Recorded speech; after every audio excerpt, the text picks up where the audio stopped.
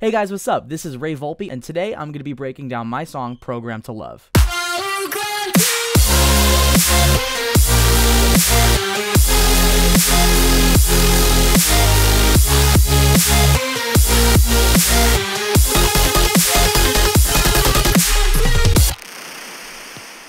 Cool. In this breakdown, I'm just basically going to be showing you what I did exactly with this song. It's a melodic dubstep song that also has some pretty heavy elements inside of it. There's chord stacks, there's a lot of mid stuff going on, a lot of stuff I don't know what I'm going to be talking about, so you know you're about to get some crazy good musical advice from the pro. So let's just jump right into it. The main thing I always get asked about are my chord stacks and how I make things sound so full. And to tell you the honest truth, I don't fucking know. I have two main chords in this specific project. We have the main chord, which sounds like this.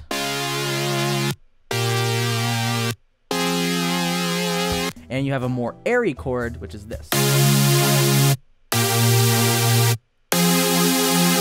So obviously this is the more super saw, just kind of, it's more airy and it's more focused on the high end of stuff. And you have this main chord, which is more soloed and grounded down to your lower frequencies.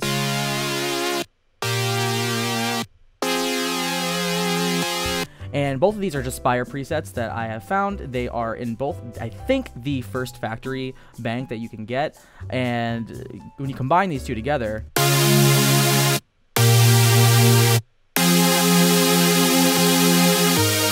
we also have these two low basses going on here, which is the low bass and the low but thick bass. And these coupled together sound like this.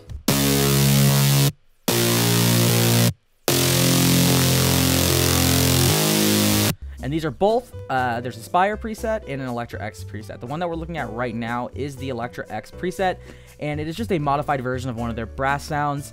The original one is way more open. There's a lot of release going on and reverb, and it's something that was definitely meant to be more of a background sound, but I wanted this to be more of a present element in my drop. I think it's very important for chords and for basses to mesh properly together. I think that in a lot of future bass songs and a lot of melodic dubstep songs that they don't do this properly, and I think it's super important to, while you have these beautiful chords that might be telling this incredible story, you need this low end there. It doesn't need to be a heavy song, but you still need that there. You want to be able to feel this, like you feel it in your heart when you're listening to this beautiful melodic, you know, story that you're going through, and your emotions are going wild and your hormones, and you suddenly like your friend and they don't feel the same way about you, and you're just gonna go to Chick-fil-A and cry about it because it doesn't matter anymore. But you also want to be able to actually feel what you're working with here on your speakers and your headphones when you're hearing it live at a show. It's important.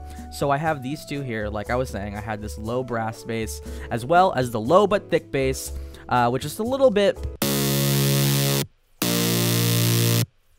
it's another sound from, oh boy, what happened there? From Splice. And if we open that up, you will see it is the bass underneath preset, modified a bit, no delay, no reverb, messed around with the oscillators just a tiny bit so I could kind of work with, you know, how much I wanted to be working with here. Like, I didn't really need that second oscillator in there. And I didn't, like I said earlier, with the noise, it's just way too much at times, so we kept that down. And all coupled together with the chords, you get this beautiful, beautiful, beautiful, beautiful angel. What song is that? I don't even know.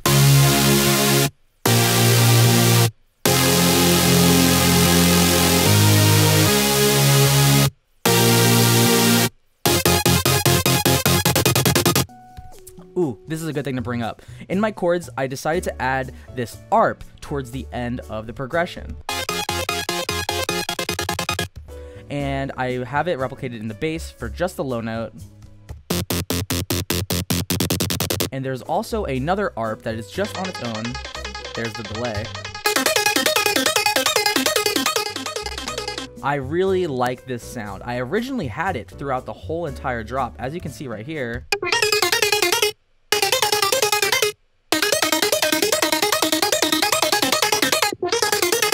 But I thought it was a bit overboard, so I kind of wanted to only be present towards the end of each segment, like, or each, 4 to 8 bars.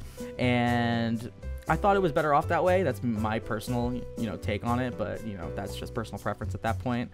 We also have an Angry Saw ripoff here, which I call an Angry Saw ripoff because it's in Electra X, which is the same company that makes Gladiator Tone 2, and it's basically the same sound. It's a little bit different, less angry, more sawy. And I just have that layered on top of the chords here because I think it just sounds real beautiful. Let's bring all of these in together, and let's just listen to this. What do we got here? We got a nice little ready, nice little ooh.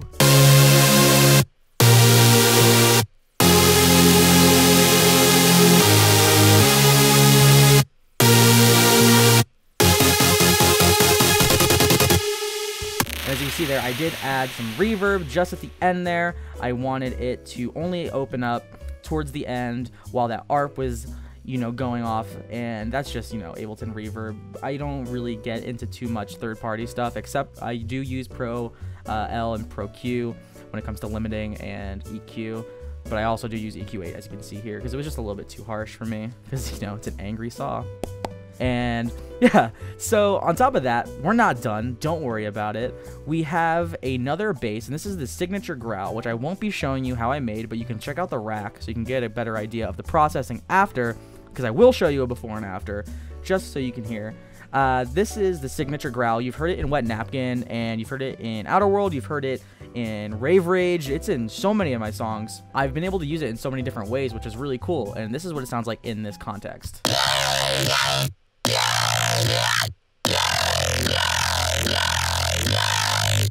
Yeah, without all the processing on here. I know there's like so much stupid random shit on here, I know. So let's turn off that, let's turn off this OTT section, let's turn off this, let's turn off that, let's turn off that.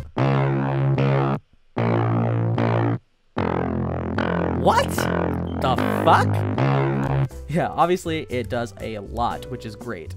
Mainly that auto filter and the phaser. But yeah, sounds real good. Shout out me for figuring out that one. One of the main things I really like about this song is after every chord hits, there's this little woo, woo, and that is just something I added when I was really bored, because originally the chords just held out the entire time, similarly to the second drop. But here, I just wanted everything to stop, and I wanted to have these extra notes come in for a secondary melody for a little bit of contrast. And that is when I was messing around in Contact looking for sounds, and I came across this at first. Just a marimba. And, you know, later on it varies too,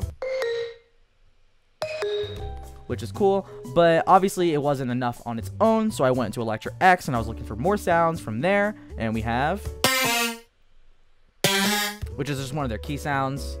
And honestly, on all of these, there's just OTT and Camel Crusher. If you've watched my last tutorial or my last video, you have seen the swag.adg preset, which is just OTT and Camel Crusher, set to British Clean. Sometimes, mainly on synths, I'll have the time set to 1000 like I do on here, but that being said, for the most part, I'll leave it at 100, or is it 0? Whatever it's at, fucking, yeah, 100. And yeah, the next thing we do is we had a little, ooh, another sound. We're getting super scary monsters, super nice sprites going on in here. It's just another Electra X sound. And when you layer these three together,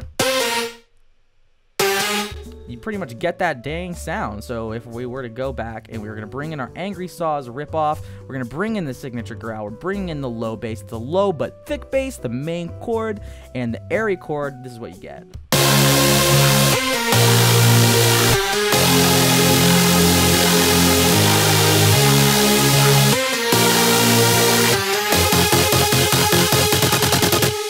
Yeah, cool, sick shit right there. On top of that, because we're not done here in this beginning of the drop where the melody is kicking in, we have the overflow vocal. If you don't know, there's a song I did called Overflow, and it's like, yeah, so I used the acapella on this song to give it an extra layer. If you listen here,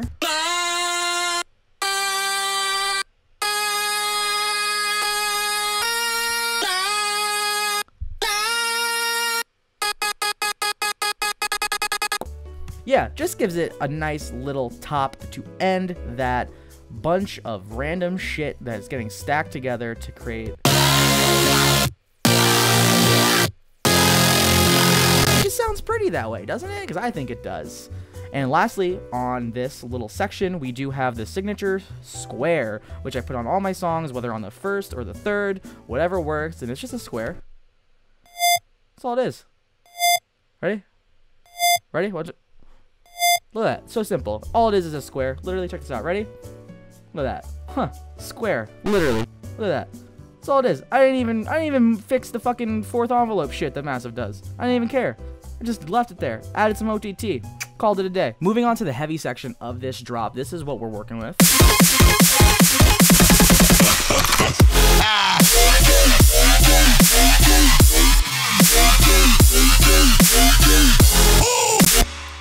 I have the bass flattened here. This is just a serum sound.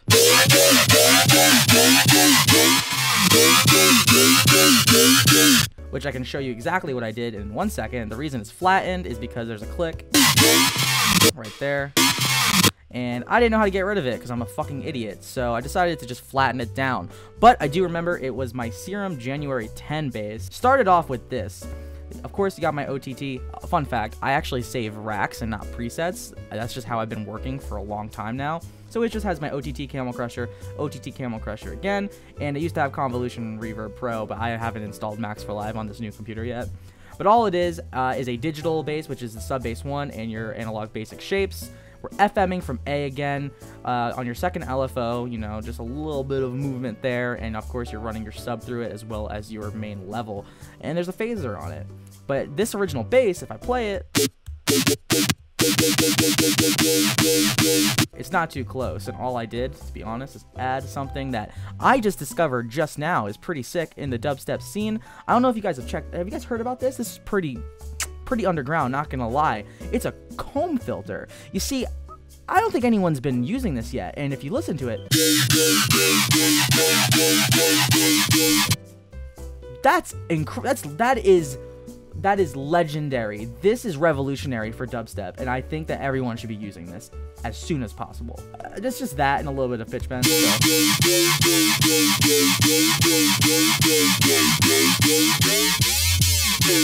Yeah, real simple stuff, and if you just put that in there, you get this.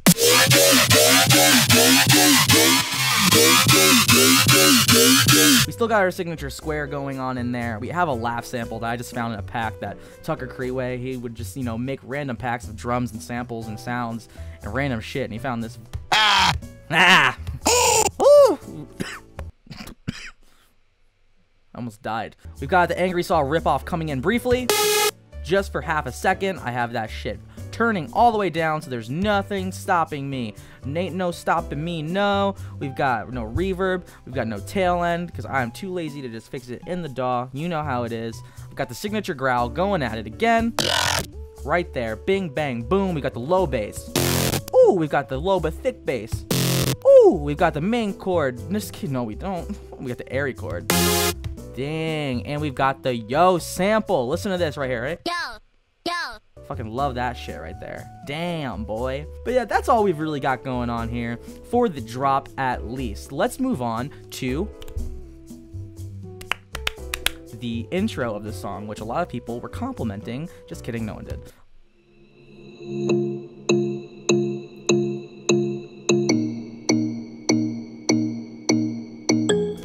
This is just a music box out of Contact. I think it sounds more like a marimba, but maybe I'm a fucking idiot and I don't know any instruments because I don't know. You tell me down in the comments below, Maroon 5 or Music Box 76. You just let me know. I added a bit of a reverb here. As you can hear, I've got 2 tracks here, just so it leads into it very nicely.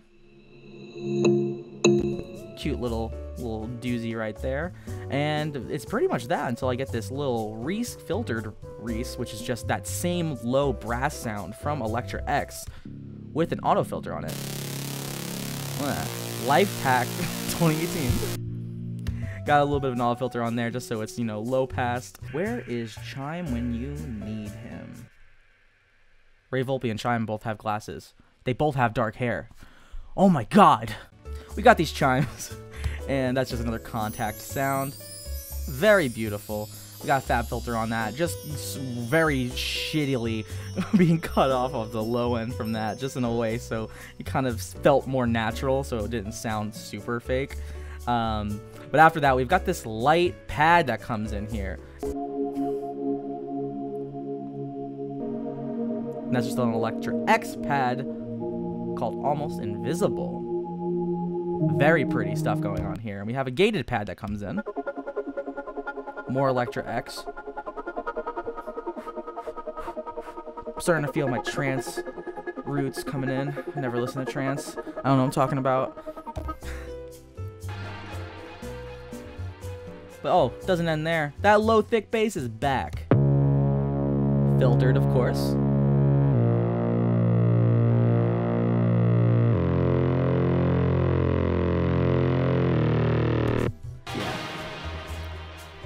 That's pretty much what we've got going on for the intro in terms of sounds, but that just leads us to the vocal, the main attraction. Just kidding, it's definitely the drop. But the main attraction to me is this vocal right here, which sounds like this.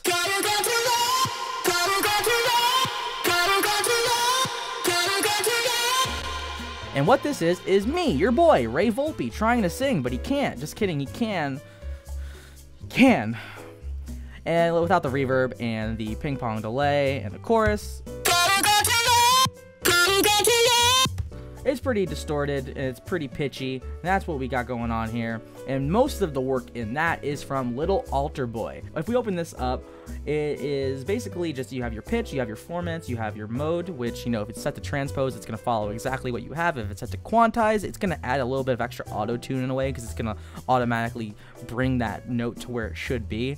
And robot, which is just monotone, one note. And then the drive, which I have boosted all the way up, because without it, and with it, it gives this nice sweet distortion that I really like. That's basically, you know, all we've got going on for this vocal. You know, we've got the chorus, which is just a tiny bit going on here, and we have some ping pong delay that, you know, is automated over time, and some reverb, and that's basically all that is going on. Except, the shift mode of the actual Little Altar Boy mode. I have it set to transpose until it hits one of the notes, and I have it then set to quantize. As you can see, other way around. Yeah, just a little cute little detail, because I thought it sounded a little bit better for me personally. And that's, you know, that's mainly it going in with the intro there. And when it breaks down later on, it's just a longer version of the vocal, different, you know, different takes I've had that I assembled here, and that just makes this.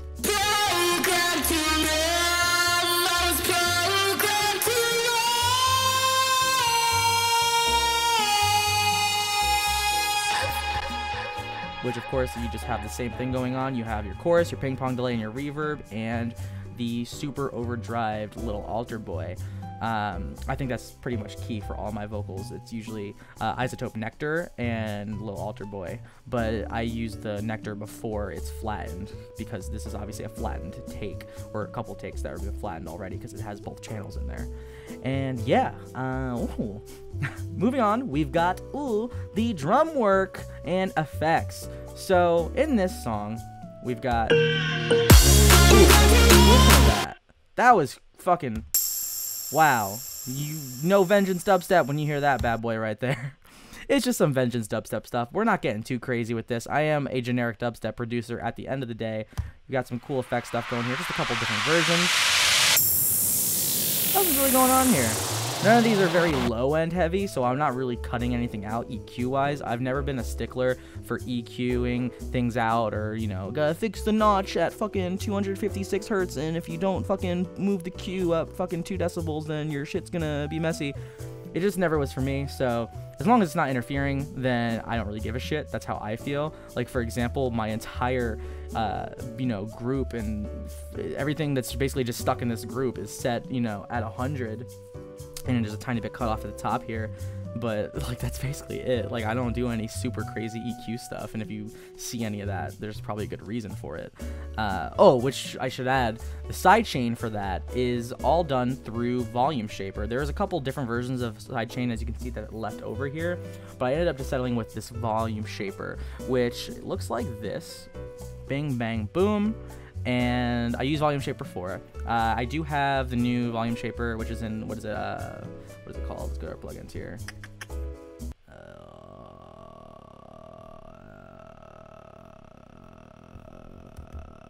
Shaper box, that's what it is. Yep, bang bang. But that's what this sidechain looks like. It's a little heavier than usual because it's a melodic dubstep song, and I wanted to get that feel in there, except despite or in contrast to most dubstep heavy stuff that's just like fucking super tight sidechain.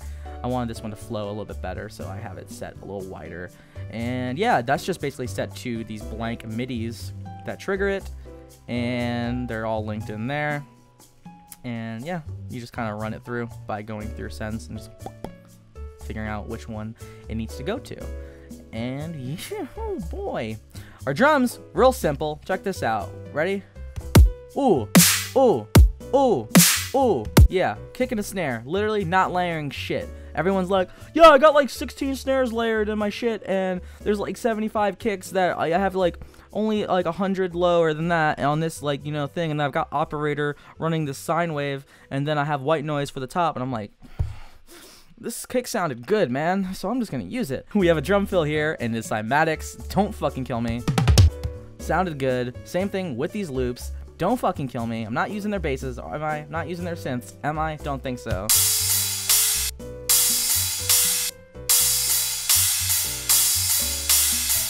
Yeah, with a crash from Ableton just stuck. You know, that's all we've got going on for that, basically. There was another kick I was going to use at one point, but it wasn't for me. That's basically what we got going on, you know? It's, like, very simple, this song. It's not very simple at all. This has been going on for, like, fucking, I don't know, 20 minutes at least. But, yeah, the sub, it's just... This is what it looks like. It's very simple stuff. Gotta cut out 100 there because the saturator is boosting it back up. Gotta add mono. We have reverb. Now listen, I know what you're saying, Ray. Why the fuck is there reverb on here? And honestly, the truth is, I was gonna have it fade out at the end right here, but I decided not to. But it sounded cool. But guess what? Honestly, all right, you're right. Before you yell at me, you're right. You're right. You're right. You're right. You're right. The bait, it should be at 100. We're gonna put it at 100. So much better now.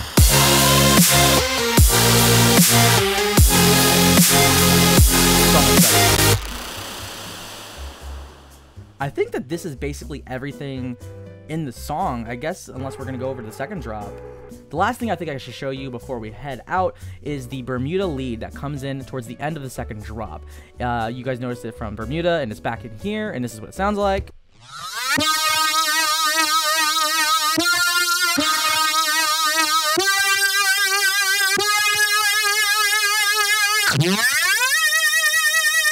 And all that is, honestly, is the Portamento 3 female pure sound, which is an in operator, and it's just modified just a little bit. I don't remember the exact modifications that I did to it, but it's just that with a fuck ton of saturation, because without it,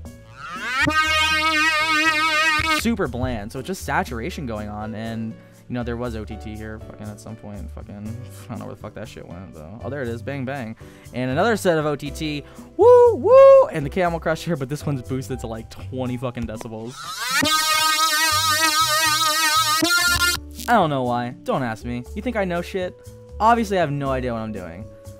Take it from me, kids. With that being said, this is the Program to Love breakdown, and I hope you guys liked it. Let me know if I fucking suck down in the comments below, and let me know what songs I should break down next, or do a tutorial on a specific bass or sound.